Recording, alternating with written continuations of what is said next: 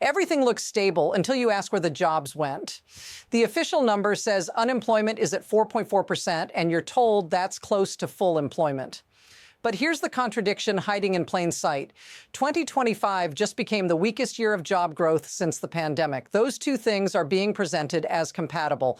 They're not. And if you work for a living, this matters directly to you. Because when job growth collapses loudly, everyone panics. When it collapses quietly, the rules change without warning. Expectations get lowered. Definitions get rewritten. And suddenly, what would have been called a crisis a few years ago is rebranded as acceptable. That shift is already happening. On camera, Kevin Hassett pointed to layoffs of government workers, about 250,000 workers this year, and to deportations, arguing that in this economy, a good, healthy labor report is probably closer to 70,000 new jobs, not the 140,000 or more seen before. That's not optimism. That's a recalibration. Notice what they didn't deny. They didn't deny that job growth has slowed to a crawl. They didn't deny that recent months barely cleared 50,000 jobs. And they didn't deny that revisions keep moving the numbers down after the headlines fade. Here's why that detail changes everything. If the benchmark for success is being lowered now, it's because the system can't hit the old one anymore. And once expectations reset, they almost never snap back. So the real question isn't whether the labor market looks weak today. It's whether this is being positioned as the version you're supposed to get used to. This isn't an isolated bad report. It's part of a pattern that's being quietly normalized. The fact is, 2025 closed as the weakest year of job growth since the pandemic. That alone should have dominated every headline. Instead, attention was redirected to the unemployment rate dipping to 4.4%, framed as holding steady and acceptable to the administration. Two signals pointing in opposite directions, and you're told to focus on the one that sounds reassuring. But here's the part that reframes the entire story. Unemployment doesn't just fall when people find jobs, it also falls when people stop being counted, when workers drop out, when they give up, when they're no longer classified as unemployed at all. That distinction matters more than the headline number because it changes what the number actually represents. This is why the administration's messaging is so precise. Instead of explaining why job growth collapsed, the conversation shifts to redefining what a good jobs report looks like. Kevin Hassett didn't argue that the economy could produce more jobs. He argued that expectations should be lower. He said that because of layoffs and deportations, a good, healthy labor report is probably closer to 70,000. That's not analysis. That's a signal. Now watch how fast this escalates. If 70,000 is the new success benchmark, then 50,000 isn't a failure. And if 50,000 isn't a failure, then stagnation can be sold as stability. The question you should be asking isn't whether the numbers are bad. It's why the definition of good is being rewritten in real time. Here's the claim that cuts through the noise. The labor market isn't strong. It's being propped up by exclusions. The fact is, when hundreds of thousands of workers are laid off or removed from the workforce and total employment doesn't rise, something else has to give. Kevin Hassett pointed to about 250,000 government workers laid off and to deportations, suggesting those changes explain the numbers. But that explanation only works if you ignore who disappears from the count. Because when people want jobs but have been out of work long enough, they stop being counted as unemployed at all. That's not theory. That's how the metric works. These are discouraged workers, people who still want jobs but no longer show up in the unemployment rate. So when unemployment falls while job growth stalls, it's not a flex. It's a warning sign. Notice what's missing from the defense. No one is explaining why a supposedly onshoring economy isn't absorbing laid-off workers. No one is explaining why a booming labor market can tolerate months with barely 50,000 new jobs. And no one is explaining why redefining success downward is suddenly necessary. This is where the story flips, because once you realize the unemployment rate can improve even as the job market weakens, the headline loses its power. And what replaces it is a more uncomfortable question.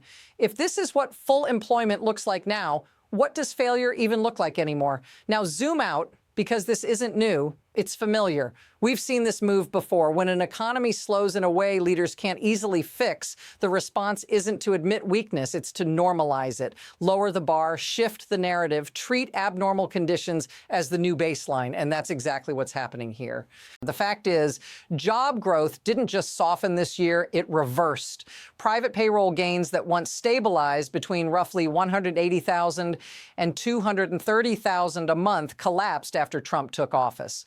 There were 3 months with outright private sector job losses, followed by an anemic December gain during the 1 month of the year when holiday hiring usually masks weakness. That's not seasonal noise, that's structural.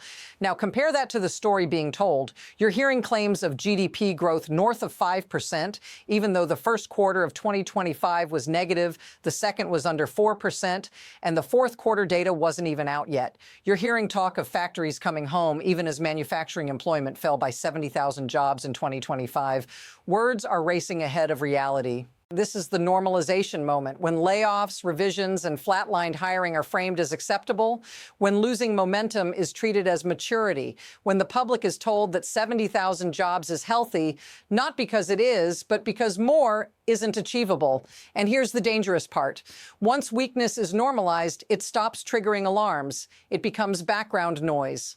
Policy urgency fades, and the system quietly locks in a lower ceiling, one you're expected to live under. Because if this is just a transition, why are the numbers moving the wrong way all at once? Now comes the evidence that permanently changes how this should be read.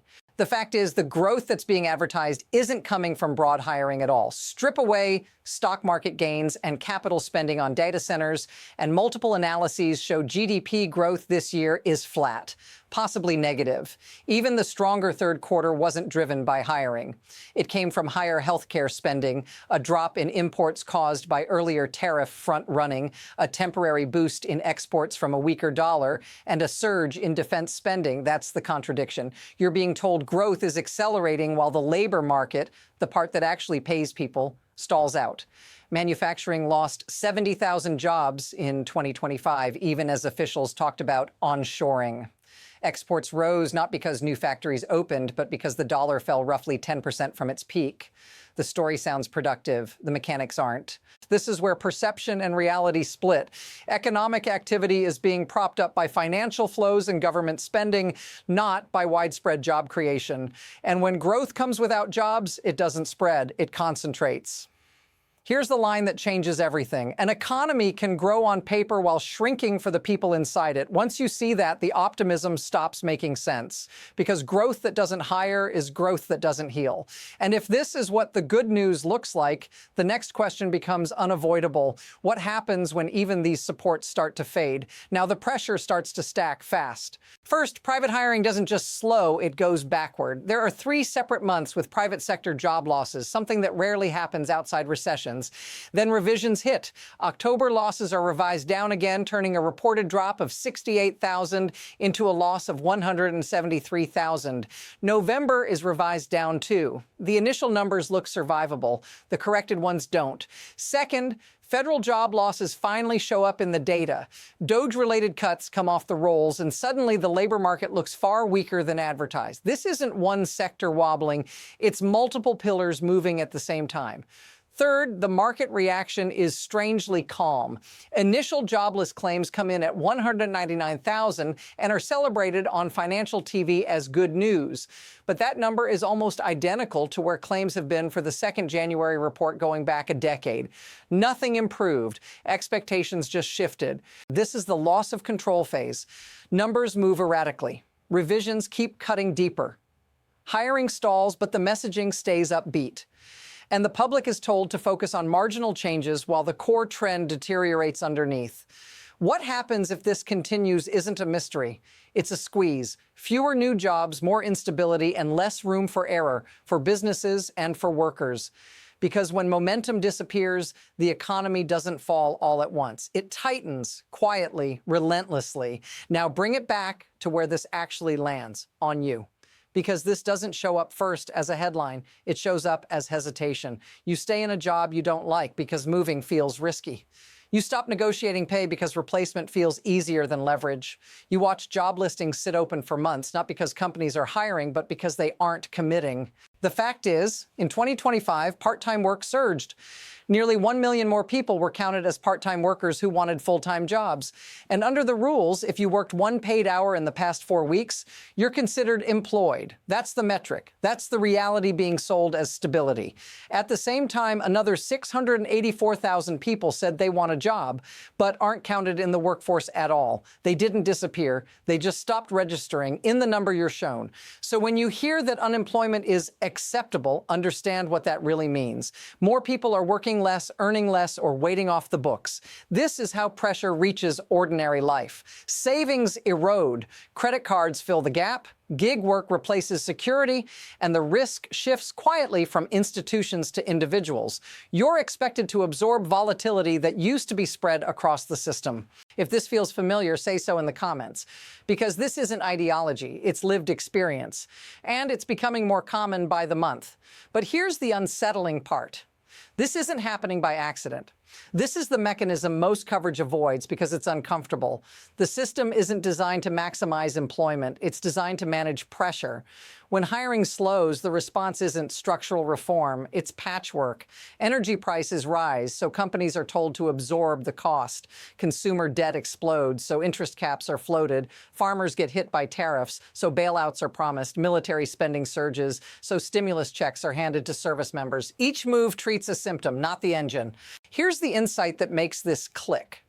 These policies don't fail randomly. They fail predictably because they're reactive. The economy becomes a game of reimbursement. Lose ground here, get compensated there. Rather than one of durable opportunity, growth turns theatrical. Jobs become optional. This creates a dangerous illusion. As long as checks are written and narratives hold, the system looks functional. But underneath, participation keeps shrinking, full-time work erodes, and risk concentrates on fewer shoulders. That's why prime-age employment can look healthy while overall participation stays depressed. The system is leaning harder on a narrower base. This is why the labor market feels tight and fragile at the same time. Because it is. It's not built to expand anymore. It's built to endure strain just long enough to avoid revolt. And once you see that, the question isn't what the system says next. It's which direction it's already moving. Now look ahead, because momentum doesn't pause just because people argue about it. From here, there are 2 paths, and neither is clean. On one path, this continues quietly. Job growth stays weak, participation keeps slipping, and more of the economy shifts toward part-time, gig, and temporary work. Headlines stay calm, markets stay distracted, and pressure builds where it's hardest to see, on households already stretched thin. On the other path, something forces recognition. Revisions get too large to ignore. A shock hits hiring. Consumer debt finally constrains spending instead of filling gaps. And suddenly, the same numbers that were dismissed as acceptable are reinterpreted as warnings that came too late. The fact is, no major economist is officially calling this a recession yet. But that's almost beside the point. Because labor markets don't wait for labels. They respond to incentives, fear, and uncertainty. And right now, uncertainty is winning. Here's the unsettling signal. When leaders start managing expectations instead of outcomes, it usually means the next move isn't growth, it's containment, keeping things from getting worse rather than making them better. That's a defensive posture, not an expansionary one. So the real tension isn't about whether conditions improve next quarter. It's about whether the system is still capable of delivering broad opportunity at all. And once that question enters the conversation, it doesn't leave quietly. Because whatever comes next, it's already forming under the surface. There's one insight that ties all of this together, and it's easy to miss if you're only watching the headlines.